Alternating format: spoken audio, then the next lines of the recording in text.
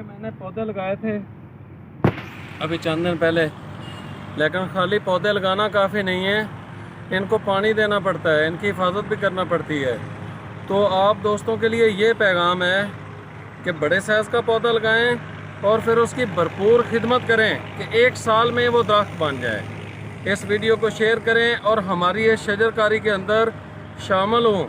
अमली तौर पर हमें पौधे लेके दें, हमारे साथ मिल के पौधे लगाएं या हमसे पौधे लेके अपने घरों में, अपने गली मोहल्ले में लगाएं।